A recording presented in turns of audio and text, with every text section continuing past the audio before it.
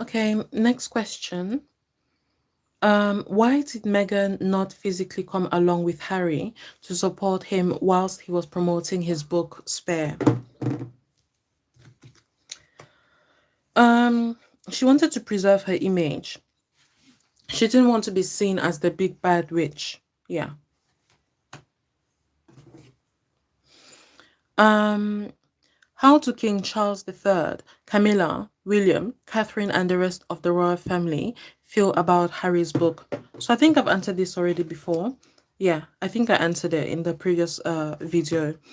They allowed it, they permitted it. Yeah, in order to cover themselves, because if they allow it, then the public can point, like, they are passing a message across to the public, right? That, oh, look at the Cambridge's silence, right? They are taking the high road, they're being silenced. So yeah, so in order to use that silence to gain points, contrary to Harry, what kind of support are King Charles III, Camilla, William, Catherine receiving from the rest of the family and their friends about the way that Harry and Meghan have behaved? They don't think anything of it. Again, because the inner circle know that the royals are united. Yeah, they know that the royals are united. So, yeah.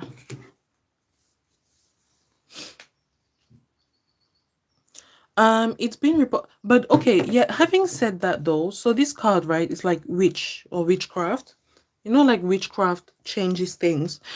Because what I've explained before about like the royal self-sabotaging, they didn't know that they had been self-sabotaging. They didn't know. They don't know that they're self-sabotaging. So in saying all of that, how in saying all of that, even though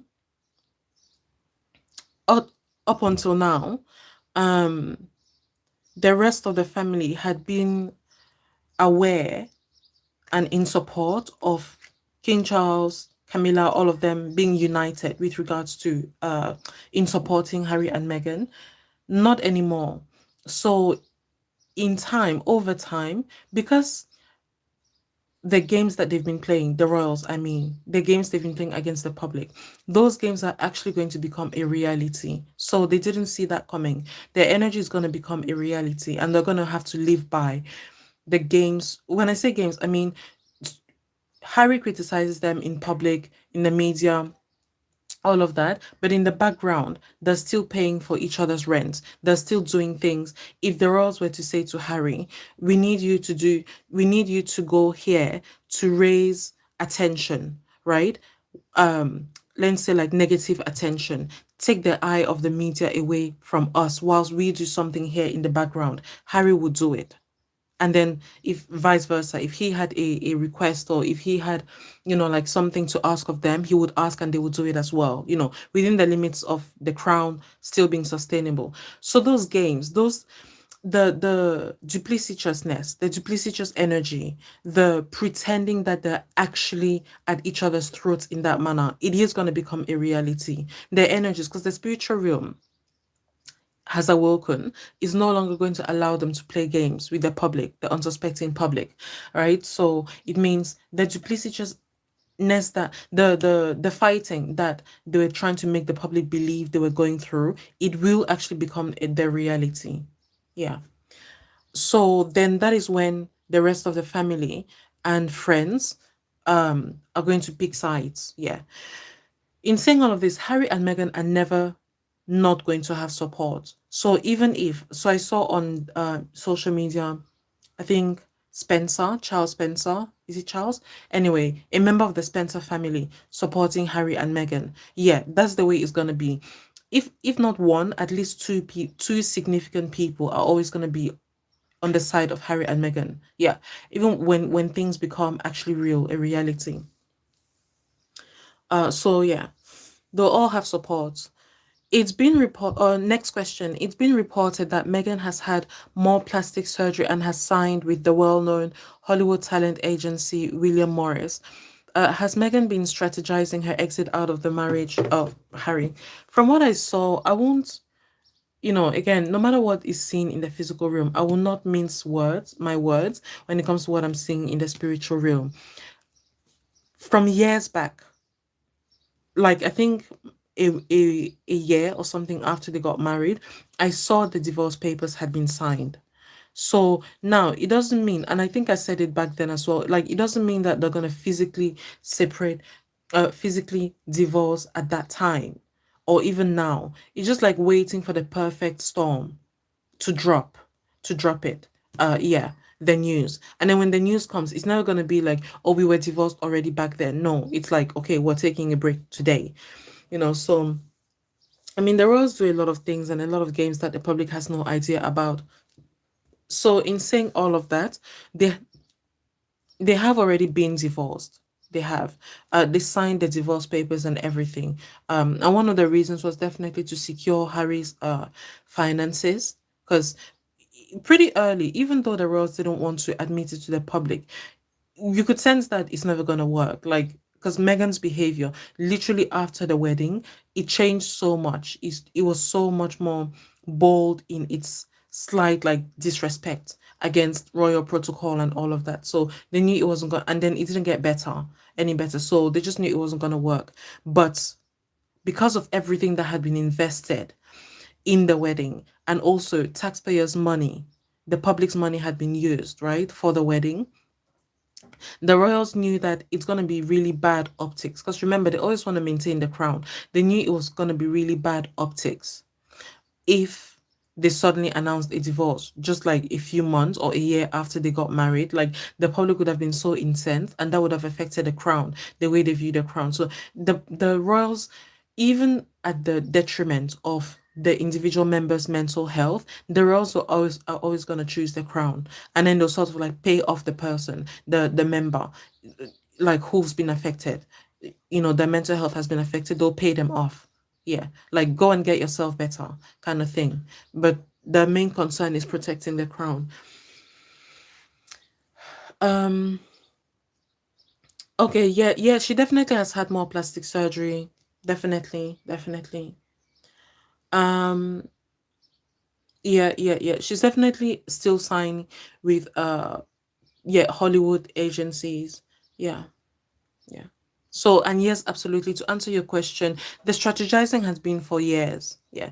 Even from when she stepped into the royal family. Is Megan paying for the awards that she has been receiving lately? Yes and no. Paying through the royal family, um, paying the newspapers to keep the Harry and Meghan story going. Because again, it's a distraction. Whilst, as long as Harry and Meghan's story is going, the royals can do whatever, and people will not suspect a thing, because, like, the royals, like Catherine, William, they're always making a concerted effort to look different from Harry and Meghan. Like, we are calm. We are calm. Just look at us. We are calm. Yes, yes, we are yellow. So, like, there's a yellow theme, right? Like yellowish orange theme. Yes, we are yellow. That signifies we are of the royal family. They are of the royal family as well. But we're different in that, look, we are nature. We are natural. We don't hide behind rumors, behind the cameras. We're natural, right? We're natural. What you see is what you get, and we're calm, we're at peace, compared to these ones who are like, I mean, if you see this, it evokes certain images like a cauldron on fire, right? Turning and stirring a cauldron, stirring the pot. So that's the contrast that they want to make with Harry and Meghan. So in saying all of that, the royals would like, they never, contrary to what the fans and supporters would like people to believe, the royals do need to continue the work in to remain on that throne, to maintain all the powers that they have. Right. So, of course, though it may seem insignificant, they will continue this story. They will pay coins to royal reporters, uh, certain reporters, not just royals, but also just really abstract reporters or whatever, to keep the stories flowing. Yeah. And that is in order to keep them talking. Um, so in saying that, to answer your question about whether Megan has been paying for our words, yes and no. No, in that it isn't her, but yes, in that it is those who are a part of her and her family, which is the royals. Yeah.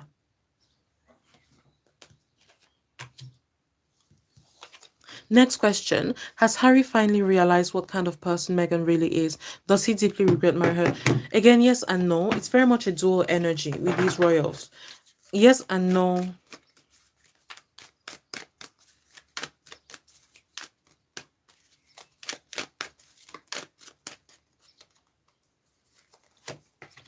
Yeah. So yes and no, like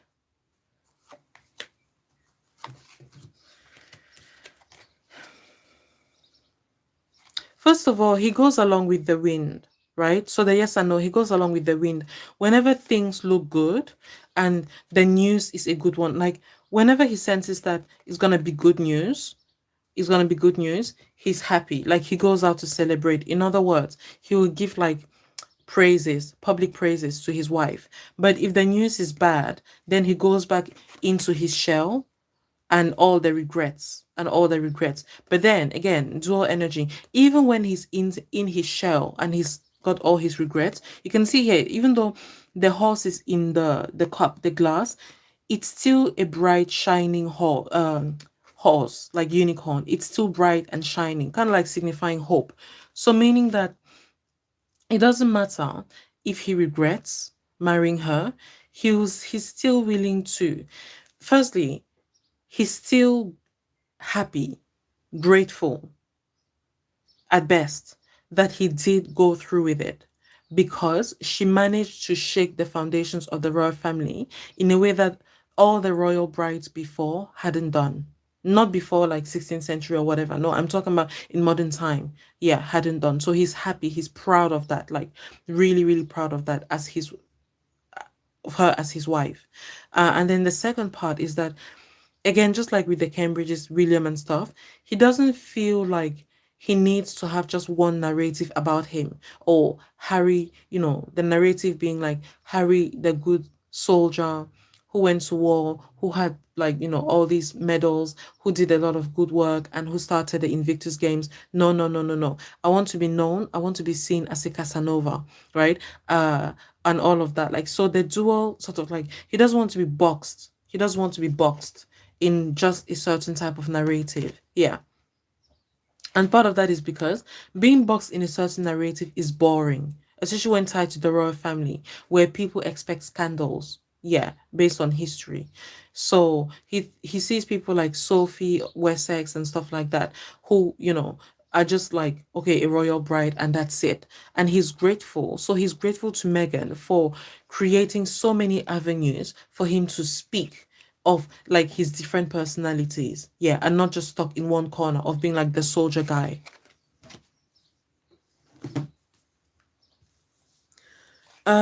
But yeah, for the stress factor, especially like the ascending, where it was really rough for a while, and he had no idea whether he could go against the crown, in quotes, or not, without being supported, even if it's by like 5% of the public.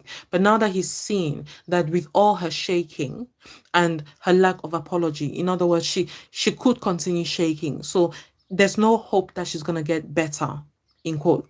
But still, even with that uncertainty and lack of apology, people are still supporting her and him, right? By consequence. So he's really grateful for that unwavering. It's like him realizing that, unlike what the royal family has always had to do, with him included, like sacrifices and stuff in order to gain public support, he's seeing that through Meghan Markle, he's been able to see that, wait, these sacrifices aren't really necessary. This blood doesn't have to be spilled. Like, almost like he thinks to himself, I don't know what she's done, but she's managed to do it. 5% of people, just like staunch supporters, the others can come and go, but this 5% is what we've got to stick to. And I can't believe we don't have to do anything. I mean, we could put out any lie and they'll believe it. They'll believe us. Yeah. But what I'm sensing here, when I said any lie, what came up was the being chased around with the paparazzi in America. The statement that they put out, it's not a lie for those who might disbelieve it. There have been a lot of attempts on Harry and Meghan's life, yeah.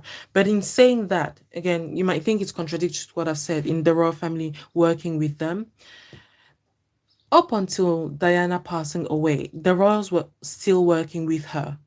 I mean, the narrative that they put out, which is true, they had been offering her protection, royal protection. So them offering her, think of it, they offer her royal protection, but then in the background they're also doing spiritual sacrifices for her to go down, because to them it's like, we're going to support you up to this point, and then after that, we'll keep pretending we're supporting, but we're gonna use that hand of, like, we'll use one hand of support whilst using more strength in the other hand to push you off the cliff. So we're going to pretend like we're going to act as if we're holding you from falling off the cliff, but we are the ones actually using most of the strength to push you, or to make you feel agitated, like to turn your back, to make you feel agitated, so that you yourself are going to get so agitated.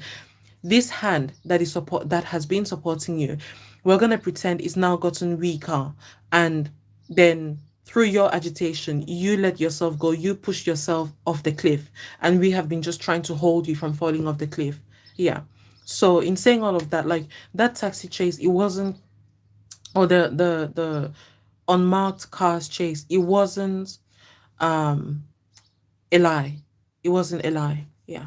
So, but in his mind, Harry, he's thinking, like, the reason I'm saying that, he's thinking like, we could lie. In other words, we could use that reality, because the thing with the royal family's power is that if they do something that is not in accordance with the spiritual energy, it's going to be found out. Unlike other people, because it's like someone being so in the public eye, the cameras on them, that if they do a little mistake, it's much more noticeable and it spreads further and has much more of an impact than just like a random person. That's the spiritual power that the nexus, that the royal family holds as well. But now Harry has discovered, he's discovering that, wait, we can do these little mistakes and it's not going to be spread, because look, the words that we use for the car, like the chase, it wasn't exactly that. It wasn't horrifying, simply because we're already used to it. We've been getting threats, kind of like that. I mean, I know it doesn't really make sense in that, well, that's not really a lie then. It is. That's the power of the royal family, like the nexus. The unless they continue doing the sacrifices, then what will end up happening if they don't, what the sacrifices enable for them is for them to twist a lie, and for it to not look like a simple lie. It will look like a lie, but it'll be coated, it'll be wrapped around, yes, the lie is necessary kind of energy. But what Harry has discovering is that this lie can be said, and we won't have to bear the consequences. In other words, like, with regards to the chase, it was a lie. It's a lie in the word that they used was a lie in that it wasn't horrific for them, simply because, really, people might doubt or whatever, it doesn't matter. That's what I'm picking up, I'm saying, the cards. For them, it wasn't horrific because they had been used to it already. They had been used to getting threats, so it was nothing new. But putting that out, it made it seem to the public as if it was something new, something unprecedented, whereas to them, in that bubble, the two, Harry and Meghan, it wasn't anything new.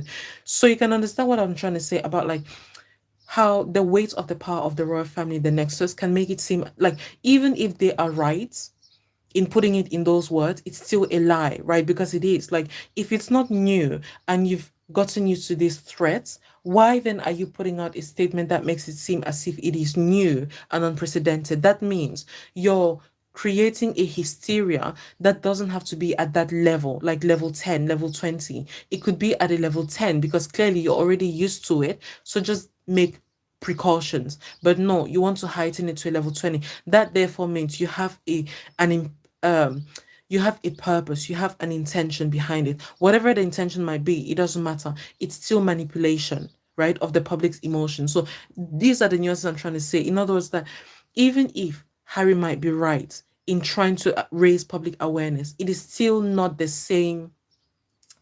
uh it's still a lie in not revealing just how much that kind of statement should not be put out. Because why are you saying it in those words according to your experience when your experience says you're already used to these threats? Yeah, I hope that makes sense. So I'm explaining this because these nuances, or this nuance, is what the other royals and those other royals fans, like the Cambridge and their fans, use to attack Harry and Meghan, but it doesn't work. So Harry is really excited. Tying to your question about Harry and Meghan's marriage, Harry is really excited that they can see, they meaning the royals, the rest of the royals, the Cambridges and their fans can see the games we've been playing, not telling the whole truth. But unlike what I used to live through before, whereby I would know that a twisting of reality, a twisting of the truth can cause the whole thing to come falling down on me. It's no longer the case, because even though, you know, because even though the royal fans are calling us liars, it's still not working. People are believing us, right? So he's really incredulous about it. And because the royal fans calling him a liar, technically it should work. Like, technically, it should be that the whole world will turn against him, because it is such a lie. It is such a lie that they were that panicked. They were not. So when people are pointing out, the royal fans point out, look at their faces, they don't look panicked. They are absolutely right. But the reason why that lie does not work in the way that, the reason why calling out that lie does not have the effects that they, the royal fans, wanted to have, is because of Harry and Meghan's power, but especially Meghan's power. Yeah, Meghan's power. One of the reasons being, one of the major reason, Meghan is a black woman, or half black, or at least she identifies as black when it comes to fighting, like in the spirit, like in the spiritual realm.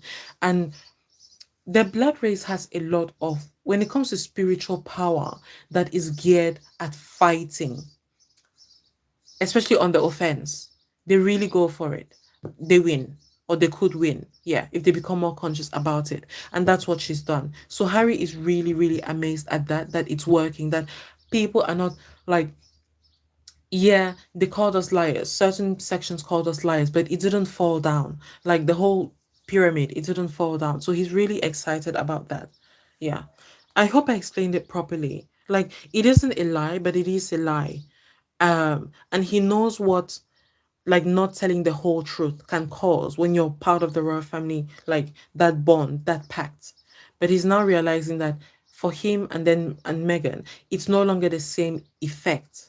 Yeah, they don't, he and her don't need to do a lot of sacrifices for the different version of the truth to be accepted. They don't need to do the sacrifices. Yeah, they just need to say it. And then Meghan's like cover will protect them from the rabid fans of the Cambridges. Yeah. Because those are the ones really fighting against them. One would think, is it not Charles? Charles's fans or Camilla's fans who would fight against them? No, not at all. Because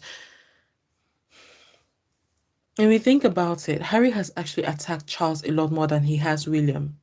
He said a few things about William that are not good, but when it comes to, especially because saying these things, I mean, the spare coming out right before the coronation and stuff like that, that would, the king, right? That would really put a dent on Charles's reputation, but Harry didn't care, right? But people try to make it seem as if it was William who was mostly attacked and affected. No, it was Charles. It's just hidden in the background. So Harry is really realizing that, oh, okay, since these people, the Cambridge's fans, are the loudest, that means they are the strongest, or they purport to be the strongest, much more powerful, certainly, than Charles's fans. That must mean if they are calling out our bullshit and it's not working, in other words, people and not 100% believing them that we are lying, then that means we can't lie. We can't get away with a non-truth and they'll believe us, which is true. It's not a lie. Yeah, they'll believe us. So all of these things matter for the kind of feelings and respect, even admiration, adoration that Harry would have for his wife. Yeah. So really, it's to say that all of this is to say that if there was a separation, which again I've seen coming, um, it would be Meghan initiating it, not Harry. Because Harry loves what she brings to the table, which is not needing to do the sacrifices. Yeah.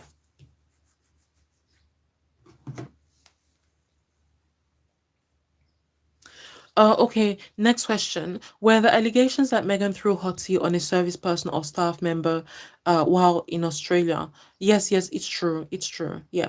If so, what did that person do to cause Meghan to react so cruelly? Sorry, let me read it properly. If so, what did that person do to cause Meghan to react so cruelly to them? Meghan is just cruel. She's just a cruel being. Yeah, I've said it before, say it again. She's just a cruel being. Yeah. Yeah. So underneath that facade, with the clear skies, it's like more of a fiery energy. She's just a cruel being. Yeah, yeah. So the person didn't need to do anything.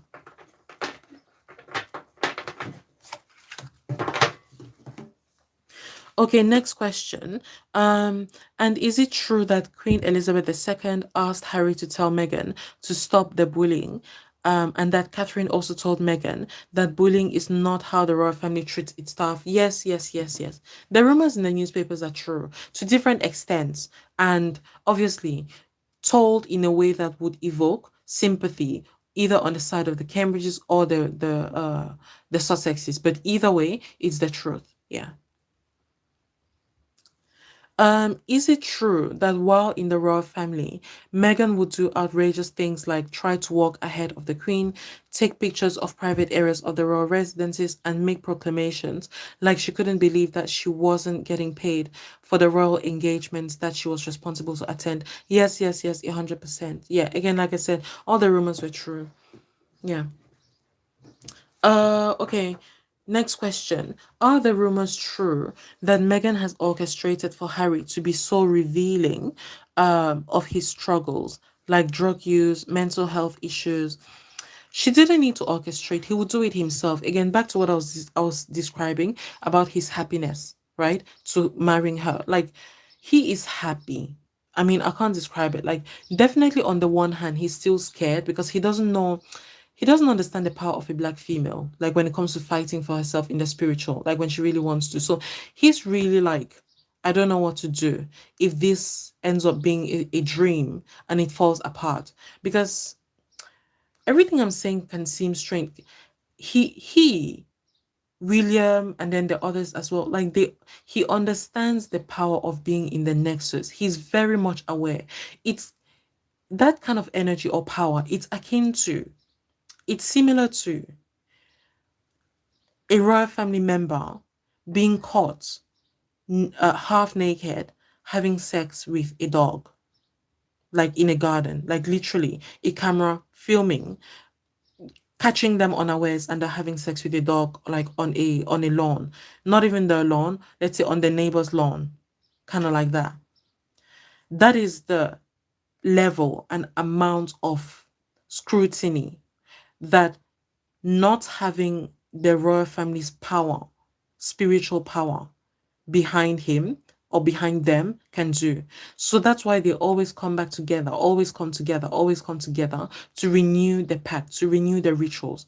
But Harry is he's just realizing that through Meghan's power, he doesn't need to renew the pact in order for the scrutiny to not be on his side.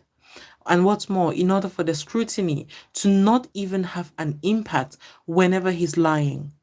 Yeah. So it's really great news for him. So, with regards to your question, did Meghan orchestrate for Harry to be so revealing of his struggles? She doesn't need to. She doesn't need to orchestrate. In a way, the cards would actually show that yes. Yes and no. Yes, because yes, it is through the energy, her energy of protection, what I've just been describing, is what pushes him to feel bold enough to go against the royal family's pact, the pact of the royal family, and then voice out his frustrations and the drug use and whatever. Yeah.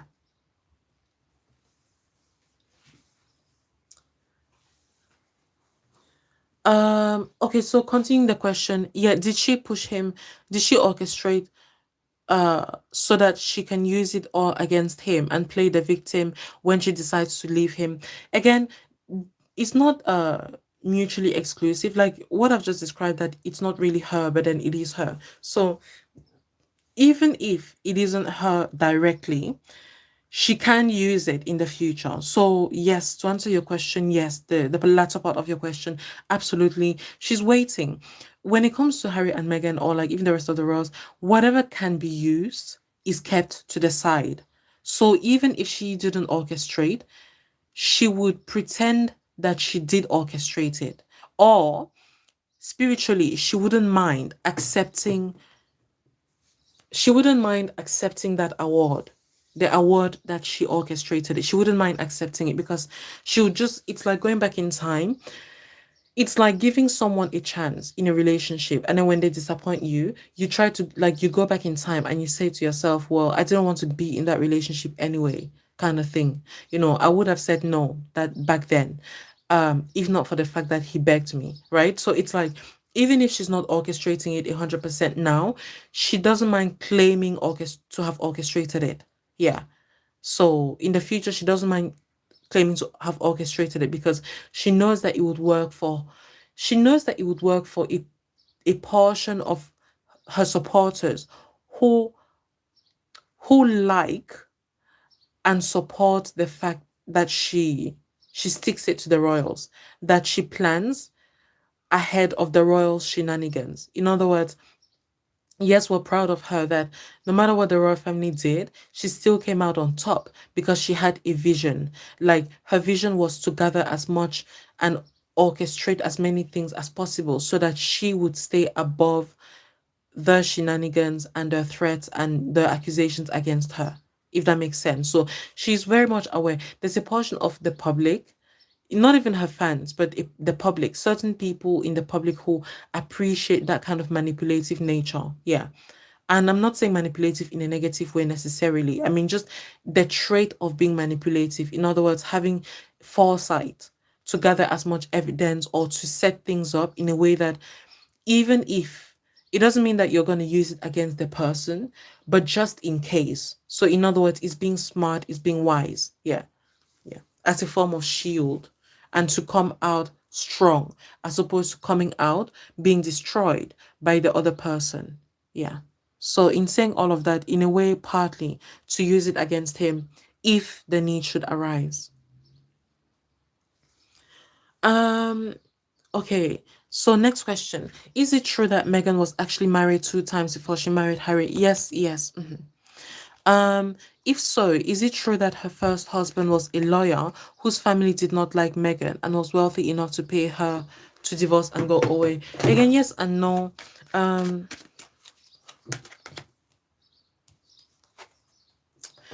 she allowed those rumors to be given birth to, because she didn't want to look like a virgin, in quotes, like someone who could be taken advantage of by the royal family, or by the royal family and the British public, because that's how she really came in, guns blazing against the royal family and the British public. Like, she sees them as like slimy, dirty, hypocritical, and evil. Yeah.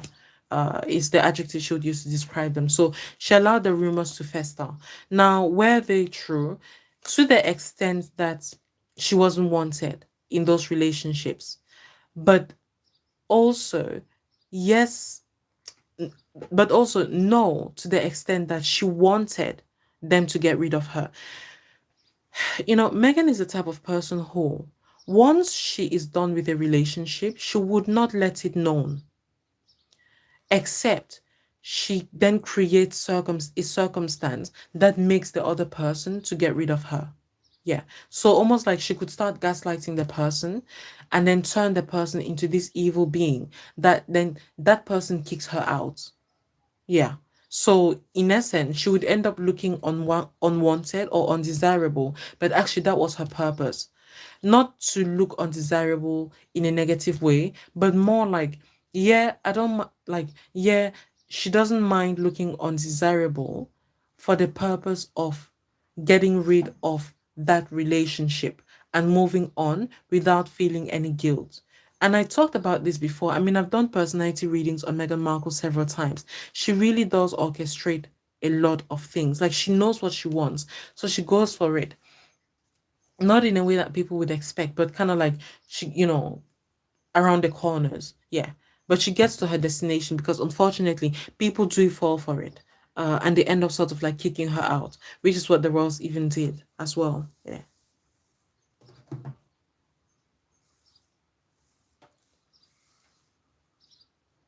Next question. Is it true that while Megan was attending Northwestern University for college, that she was a bully to the other girls, and that when she was a part of a sorority, she performed a hazing incident that left one girl's eyes glued shut, and the girl had to go to the hospital and almost lost her sight?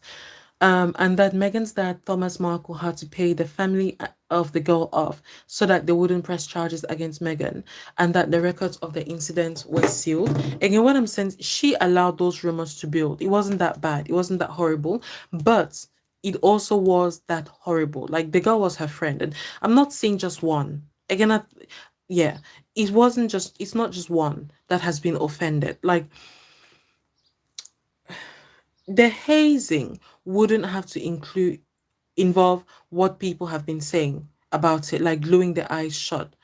It could involve Megan talking to someone who is um in control of the like initiation process and telling them, I think, like telling them something dangerous, like suggesting something dangerous, right? For other girls to do. So that's what I'm seeing. Like, she was behind. It's like the energy pushed to do something more violent, to do more violent things that then ended up in, like more than one person being offended, uh, being affected enough to end up in hospital or like needing medical bills. Did Thomas Markle pay? Yes and yes.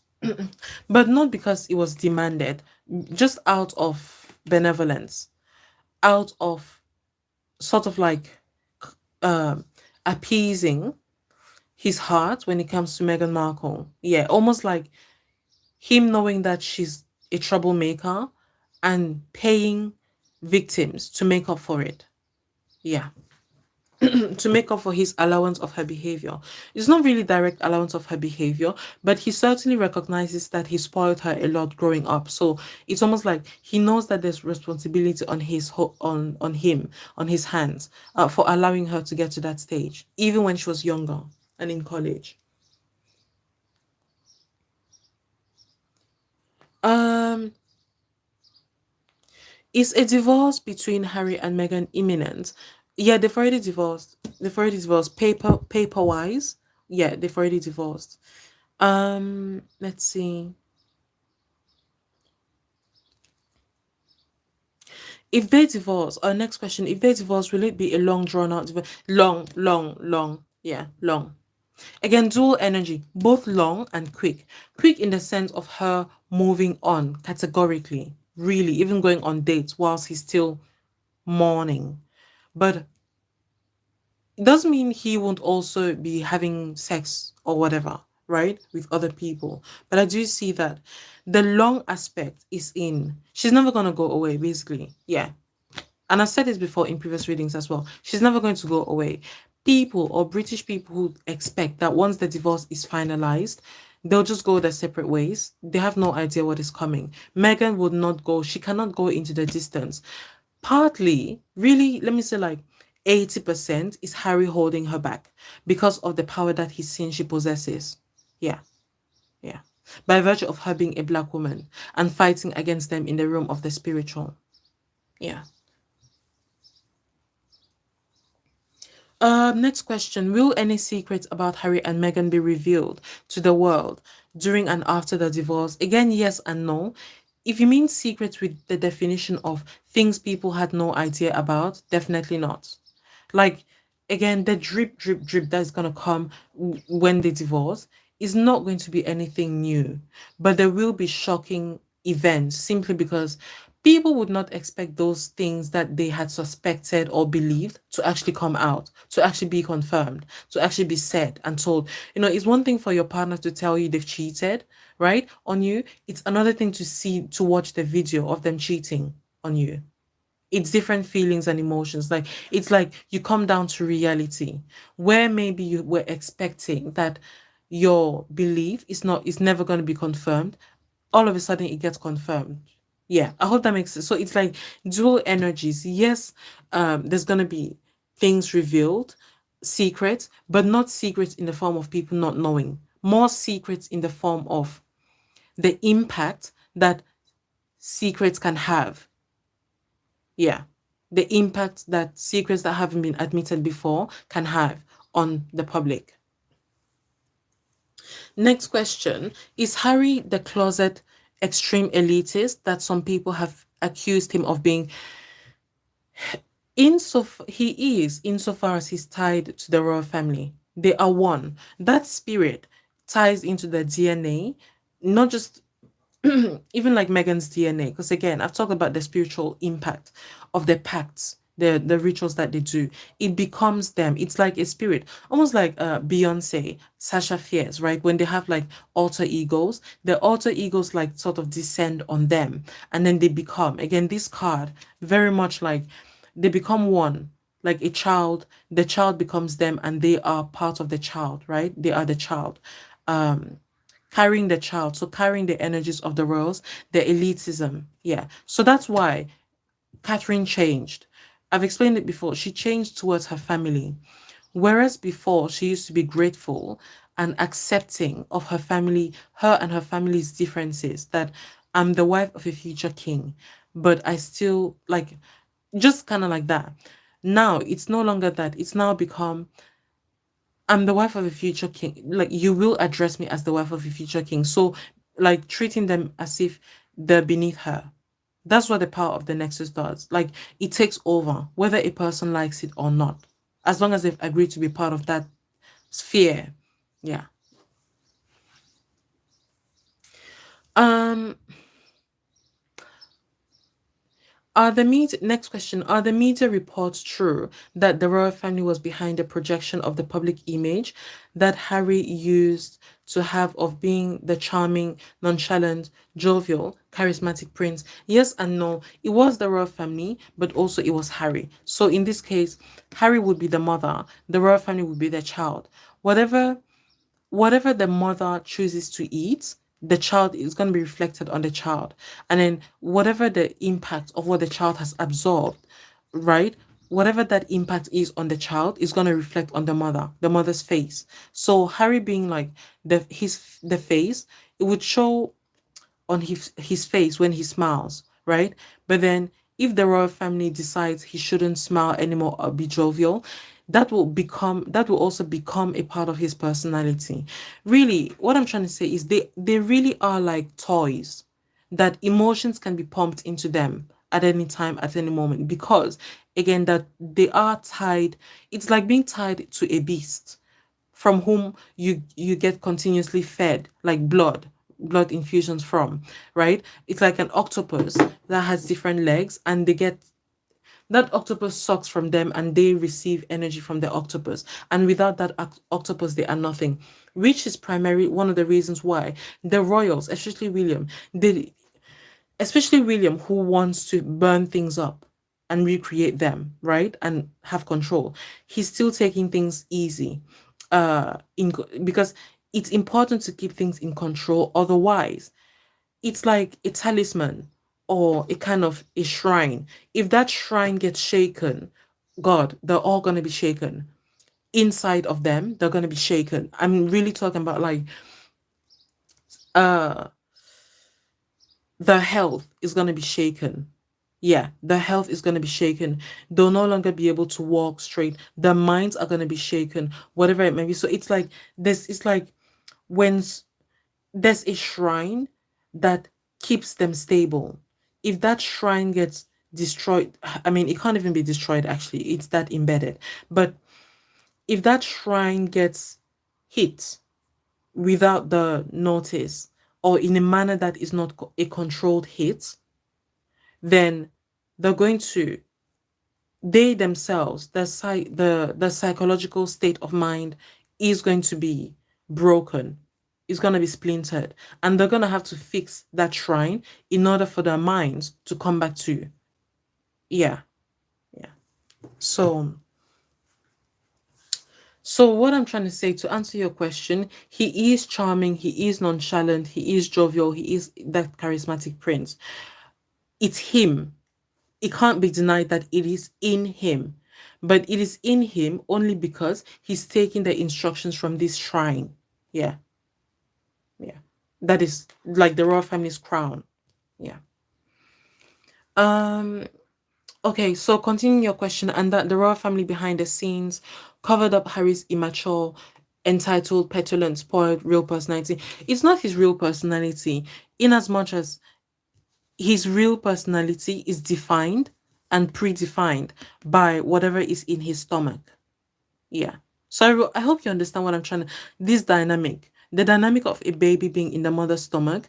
You can't say that the mother, you couldn't say that it is the child. It's because of the child that the mother is acting that way. Because, well, the mother doesn't have to act that way if she didn't have that type of disposition in the first place. But at the same time, that disposition is either heightened or dampened by virtue of what the child is doing.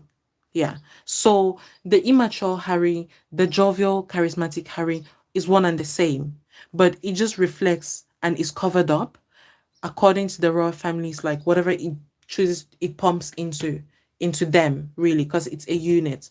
It's a unit, meaning the Harry that is spoiled will only show up if, let's say, William sees it fit to use the shrine, or like the octopus, the energy, to pump it into him in order for William to turn around and do something so that the public will see him as better in order to further the crown. It's like, since you, Harry, are part of the crown anyway, and Harry agrees with this, so I'm not making him a victim.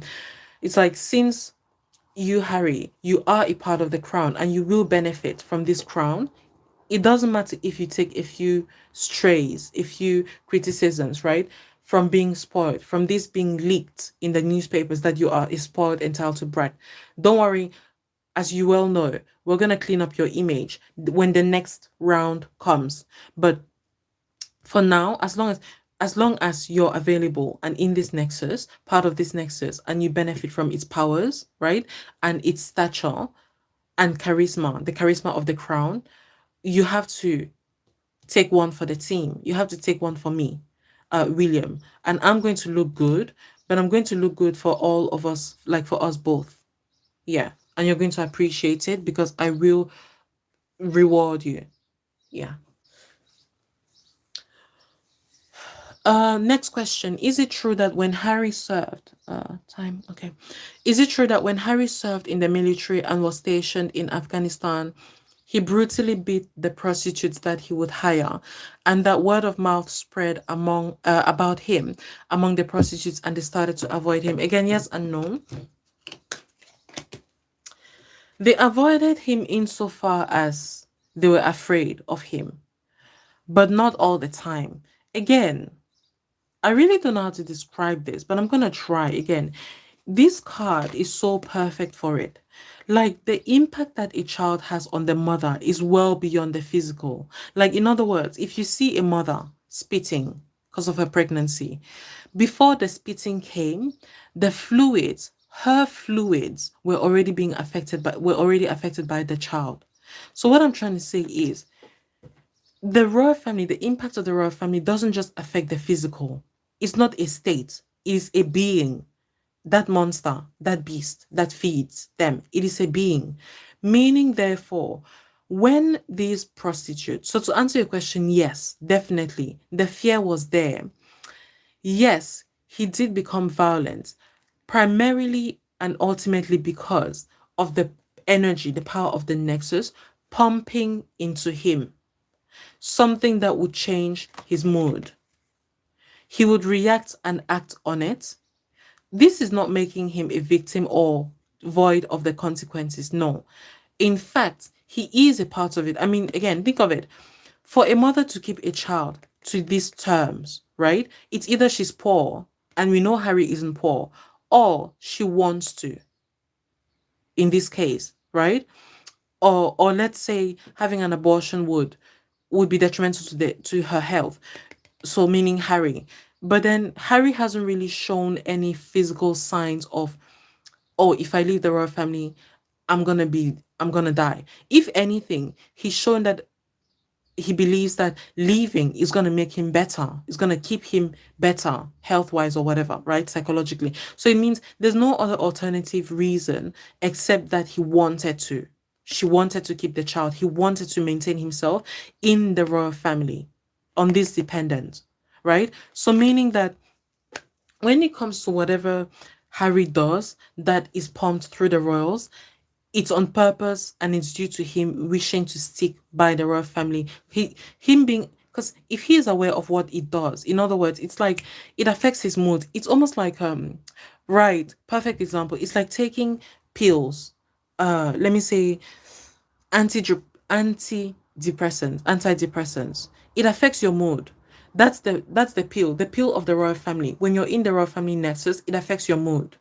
Yeah. So that's it in a nutshell. Harry gets affected. So meaning whenever this nexus, again, it works like a wheel. Whenever it feels that, oh, okay, because again, bearing in mind, the nexus is very strong and powerful, and it understands paradigms in the spiritual realm, and time is a paradigm. So therefore, what I'm trying to say, if the nexus feels that in a couple of years' time, Harry is going to need to step things up in terms of his reputation, because at this level right now, his reputation is just muddy. It's dirty at a level 1. We need to ramp things up. We need it to get to a level 10 today, like right now, because he is going to need to look like a level 20 narcissist or a level 20 dirtbag in a couple of years' time. Let's say like in 5 years' time. Why? Because at that time, in 5 years' time, William is going to need that distraction. Yeah, in order for him to sit on the throne. So we're going to need Harry to be out of control. We're going to need Harry to start being out of control today. Because if he doesn't start today, right now, the leap, the difference from then to then is going to be so big that from 1 to 20 is going to be so big that it's going to be jarring. People would not understand why he suddenly changed so much, not even gradually, but so much. And they're going to point fingers and accuse the royal family, which those accusations are going to sting and are actually going to have much more of an impact than if Harry was gradually. Because if he gradually goes up, right, in terms of toxicity, then it can look like it is his real personality and he was only just managing it, compared to if he was just at a level 1 toxicity and then all of a sudden from one day to the next he switches to a level 20. It's going to be like, wait, in this 5 years time period you didn't do anything that big that is toxic, but all of a sudden you're showing all these things. Yeah. So what I'm really trying to say, his behavior towards the prostitutes was orchestrated by this royal nexus in order for uh, the energy to not leave him and to keep just sort of swirling around him the kind of bad boy image, and for that to be used, yeah, uh, for the future.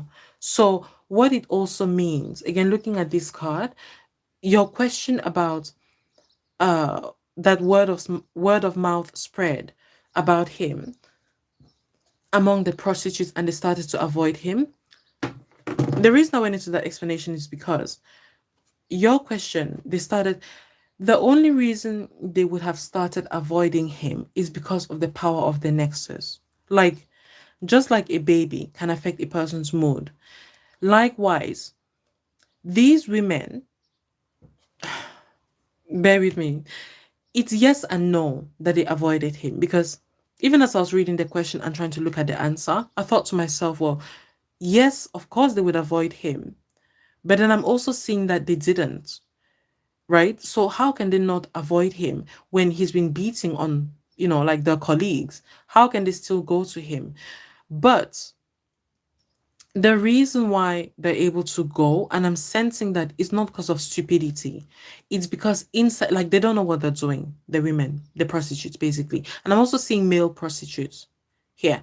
They don't know what they're doing, or they didn't know what they were doing. In other words, like, what the power of the Nexus does, especially like if someone submits to them, to the Nexus or whatever, it's going to, just in the same way that it affects the fluids of Harry and therefore his disposition, it will also affect the disposition of the person. In other words, these prostitutes who would have been afraid of him, all of a sudden they wouldn't, and they would go back, because not inside of them, um, not because they're crazy in and of themselves, but because suddenly the Nexus has sort of removed the weight of what Harry has done. The Nexus has pulled back. It's affected the disposition. It's affected the psychology and prevented them from seeing his actions as ultimately dangerous for their well-being. And it's true, it's right, because when they would go to, he wouldn't harm them. Like, let's say the second time round, he wouldn't. He'll be like a completely different person. So they would be convinced, almost justified, that they did the right thing in not really seeing his previous actions as anything much. Yeah. Yeah. That would be because the Nexus has removed the weight of his actions from them. Yeah. So it's like it manipulates, it pulls and pushes on how people feel. Yeah. Next question. Okay, I'm gonna go quick on this. Let's see. Is Megan still best friends with Jessica Mulroney? Yeah, I do see that. Yeah. How does Jessica feel about how things have unfolded for Megan and the public's view of Megan? Pretty much like Megan does. Like, she's really looking forward to things blowing up even more. She's happy. She's happy. She's one of the people who've been encouraging Megan to keep secrets to herself, like secrets about the royals. But it's going to be revealed at one point or another. Yeah. So she's happy. She's happy. But then she's much less reliant on public opinion with when it comes to, not when it comes to herself, but when it comes to Megan. She's like, burn it all down. Burn it all down. She doesn't mind Megan burning along with it. Yeah. Not that she hates Megan as such. Of course she does, through the jealousy of where Megan is. But at the same time, she's just a crazy individual. She's like, burn it down, burn it down. Yeah. Next question. What does Megan's ex-husband, Trevor Engelson, think about how things have unfolded for Megan on the world stage? He doesn't care. Yeah. Yeah, he doesn't care. I mean, again, the power of the Nexus. I've talked about this before, like, with the things that have happened, people should have been protecting themselves.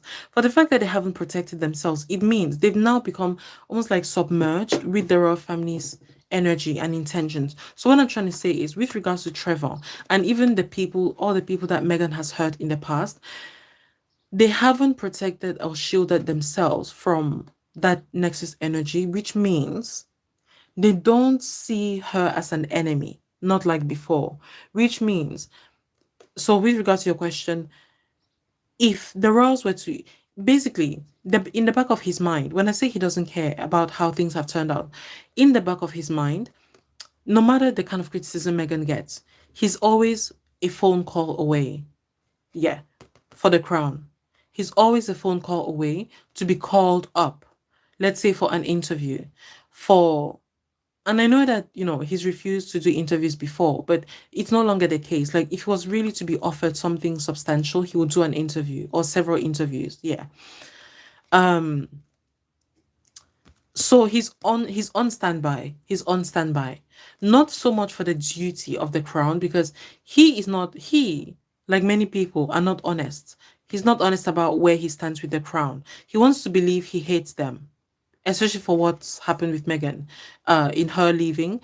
him, he wants to believe he hates them, but he doesn't actually deep down. So it's not for the crown, but it is for to benefit of the crown.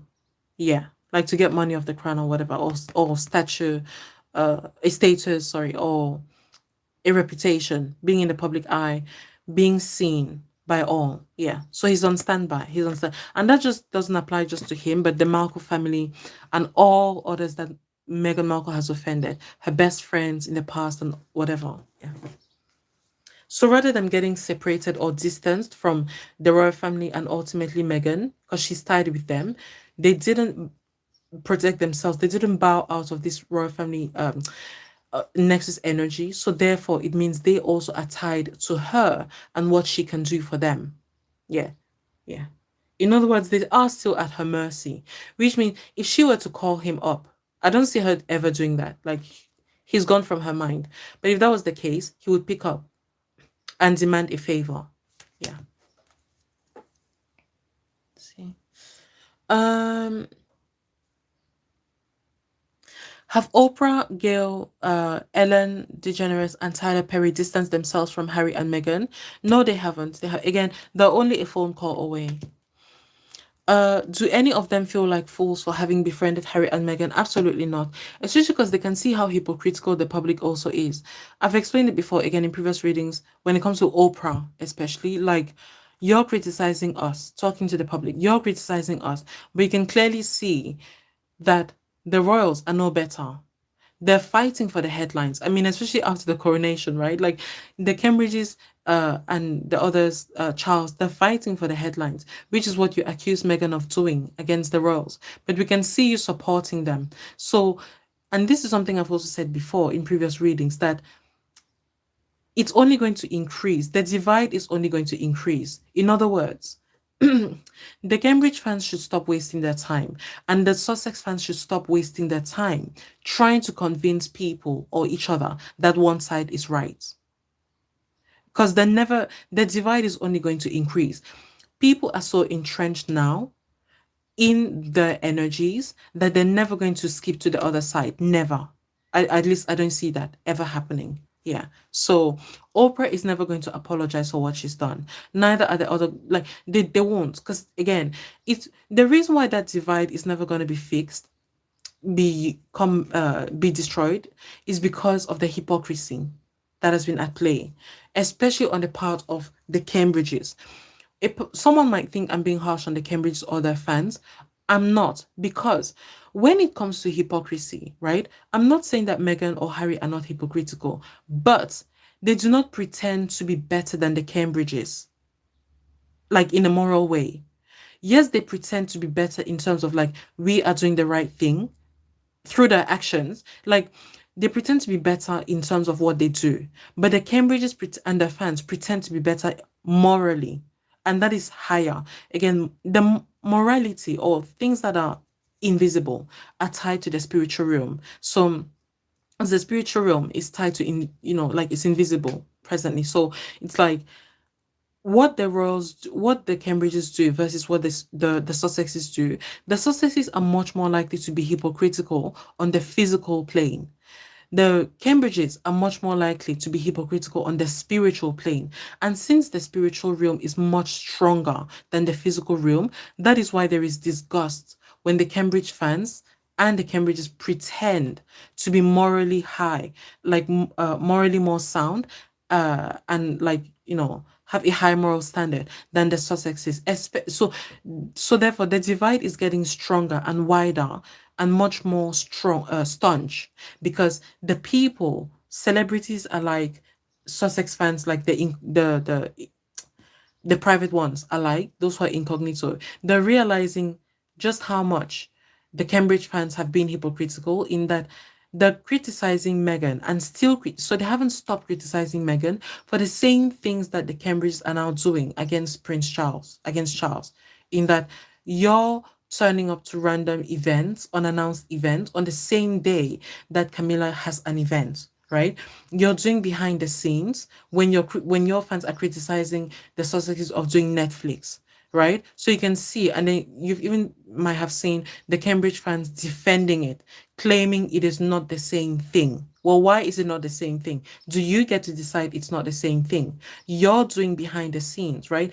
Like, what makes yours better than ours? What makes your morality, your moral standard, a lot more palatable, a lot more acceptable than our own? So the stench of that hypocrisy is what these people see, the people you've asked about, the celebrities and stuff that have been supporting Meghan. So even though, and I'm seeing here, even though they've become disgusted with Meghan and Harry's antics, they're never going to leave them, because the hypocrisy on the other side of the Cambridges is just much more, it's just much stronger. Yeah. Okay. Next question. What are Meghan and Harry's thoughts and feelings about the worldwide backlash and ridicule that they have been receiving from other celebrities and the public in general? They don't care. Again, they see the hypocrisy of the Cambridge fans and their fans. Yeah. Next question. Are the rumors true that Meghan's mom, Doria, is just as calculating, deceptive, and opportunistic as Meghan? To some extent, yes. And then to some extent, no. She wouldn't have gone to the royal family to get what she wants. She would just think it's too much hassle, too much scrutiny. But yes, she would do something like that. Not with the royals, but with some other family or whatever, or institution or organization. Okay, next question. And that she, Doria, is the one who taught Meghan to have those same personality traits. Again, similar with the royal family, actually, which is one of the reasons why Meghan actually blended so perfectly initially. Um, she didn't have to teach Meghan, but at the same time, Meghan, it's like Doria was both good and also had those traits. And she didn't, so in a way, she did teach Meghan in that she didn't hide those traits from Meghan. And she also didn't criticize those traits as something not to have, right? So through her inaction. And Meghan also, instead of sort of like, like her mother doesn't need to criticize those traits. She can be wise enough to choose the positive traits, but she chose to use her mother's silence as justification for picking up those bad and evil traits. Yeah, I hope that makes sense.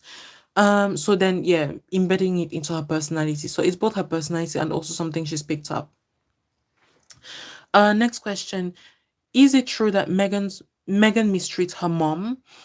Yeah, to some extent, yeah, yeah. I mean, again, both have those traits, personality traits, so it's only a matter of time before it clashes. Okay, let me continue. And only uses her to help push the false narrative of Meghan being a proud, confident woman of color. No, no, no. That's not her only aim. That's not her only aim. She does love her mother, mainly because she has a mirror. Her mother is evidence, proof, and a justification for why those traits, those evil and bad traits, are not actually evil and bad. Yeah. So she uses her mother as a prop, but not in the way that people think, like color. Not at all. Meghan doesn't care about that at the moment. It's more due to the personality traits, yeah, that her mother has. So yeah, I appreciate that question actually, because it's definitely the personality traits. Yeah, definitely. So your question, is Doria being compensated for her services? Yes, yes, yes, financially. Mhm. Next question. I can't help but have a suspicion that the public downfall and ridicule of Harry and Meghan has the heavy hand of the royal family in it. You're not wrong. Definitely it does. Yeah. Okay, let me continue. I'm not saying that Harry and Meghan are not responsible and accountable for their actions. They definitely are. I am suspicious, though, that the royal family has been performing rituals behind the scenes in order for the world to have sympathy for them and to view Harry and Meghan in such a negative light. And also to set Meghan and Harry as an example or warning to other royal family members who could have been or would have in the future been wanting to leave the royal family. The intense way that the media has come for Harry and Meghan has been so bold, speedy, and without mercy. I feel like the power that the royal family holds is pushing the onslaught and backlash that Harry and Meghan are receiving. Are my assumptions correct? 1001%. Yeah, you're not off the mark at all. Yeah. Next question. What will Harry's future be like after Meghan? And what will Meghan's future be like after Harry? It's going to be good. Unlike what people think, there are going to be a lot of tears in the background because they would have lost a lot more than they would have gained. Almost like what I was saying about Doria. Doria would have gotten these things, at least some extent of like, I don't know, wealth or whatever, without needing to go to the royal family. In other words, without needing to go to such a high profile institution, right? Unlike Meghan, her eyes were bigger. So she's lost a lot more than she would have gained. It's almost like the difference between Kate Middleton and her sister Pippa. Pippa gets the benefits of it's also with regards to Meghan and even Harry. Like, I could have gotten this with someone else. I could have gotten this with someone else. Yeah, without the hassle, without the losses that have come with it. What kind of losses? I mean, just like I don't really know how to describe it or explain it. It's going to be much more visible in the future, but it is tied into the status of the royal family, almost like regret that they contributed to bringing down the royal family. But they can't 100% blame themselves or regret it 100%, which is why they will appreciate the money they've gotten from the royal family and the status. But at the same time, there will be mixed feelings because it's like, so pertaining to your questions about the future, well, how is the future going to be better than the past when the like the gold status that the royal family used to have is no longer as golden. But then they can't really blame themselves only because they know, unlike what the public has been believing, they know that the royals helped them to get to that stage, to bring them down. It's just that they and the royals did not believe it was actually going to work. It was actually going to be the reality, right? Like the conflict was actually going to become an actual reality. They didn't anticipate that. So they are afraid and ashamed. So I'm talking about the future here. Afraid, ashamed that the royal crown is no longer going to be as prestigious as in the past, right? And therefore will no longer open the doors that it used to open, as many doors, which they're not off the mark. Really, they're not off the mark. The crown is really going to be dirtied a lot. But then they're not gonna be totally sad because so hence the happiness. The happiness is going to be because the royals are also like Catherine and William are also going to have their share of downfall or like through the crown, like image, the whitening of the image and washing of the image is no longer going to work. The mud is going to stick. So that's the main source of Harry and Meghan's happiness for in the future. Like the fact that, and it might sound kind of silly or maybe evil on their part or petty, but no, because bearing in mind, I'm talking about the future here. Because from now till then, there's going to be so many things. I mean, like you've said in your question, like with the way the media has been attacking them without mercy, exactly that. It's only going to increase that merciless attack, like the mercilessness. I mean, it's really that from what I'm seeing, Harry and Meghan, they can actually deal with the attacks. They don't mind, they don't care, because in fact, it brings in more money. Especially when they lose money, it brings in more money because then brands want to be associated with the notoriety and all of that. There's no shortage of people wanting notoriety. They don't care that it's bad or whatever. They like the publicity. I'm talking about brands. So they would approach Harry and Meghan, and even the money they charge would increase, right? But the merciless energy, it's very vile. It's like someone can give you $1,000 and spit on you. What would insult you? It's not that they gave you the money and spat on you. What would insult you is that they didn't need to, right? Like, what are you spitting on me for?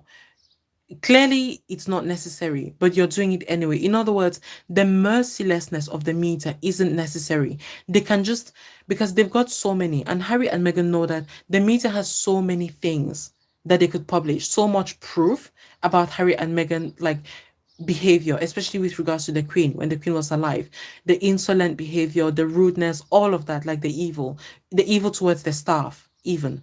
Then they could publish that, but they choose not to. It is the truth that, because it is the truth. When Harry says that William did such and such, slapped him or punched him, he shouted at Meghan, it's the absolute truth. But why does the media choose to pick on those truths and turn it around so mercilessly in that it's a lie?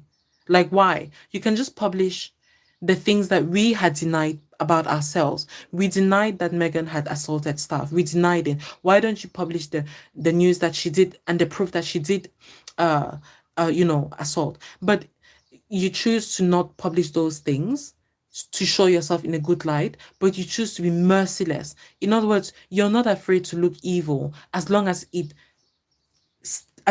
stick a knife in our backs and turn us in and make us liars for something, against something that we actually do feel. In other words, you're willing to turn our reality to your playmates, to your to your playbook, like your toy, instead of using our past reality to give yourself points. Yeah, I hope the nuances are clear. So that narrative, like that thing, actually shows how vindictive the royals have been. Because Harry and Meghan, bear in mind, the public may not have proof or they may even deny it, but Harry and Meghan know how these things go. He talked about a pact with the media. It's not wrong. He's used it in the past anyway as well himself. So he's not wrong. So he's very much aware that if the media is going down this route of merciless, like viciousness, right, against the truth, he knows the Cambridges are behind it, the royals are behind it. So he is merciless as well. So it's like he is equally as merciless when it comes to mocking the Cambridges for bringing down the crown. Not completely, but he, as well as the Cambridges, certainly understand the significance of the crown being spotless. It means they have done something the public is never going to forget or forgive. Yeah. So he's like, oh yeah, you wanted to do something that would cause the public to never forgive and forget us, me and Meghan. We're gonna do the same thing to you. And we're happy that it worked. Yeah. So they don't mind dirtying the crown. Even if it's not a big dirt. It's only a little bit, a spot. But it's so significant. Yeah, it's so significant because of the power of this nexus. And like I said earlier on, giving the example, right, of like a royal having sex with a dog, being half naked, having sex with a dog. That's how vile and vicious the attention is when there's even like a dirt that cannot be rubbed off, no matter the PR, no matter the spiritual rituals behind the scenes. It cannot be rubbed off. It's like a permanent stain kind of thing. Yeah. So Harry and Meghan understand that, or they will understand that, and that's the main source of happiness in the future. Yeah.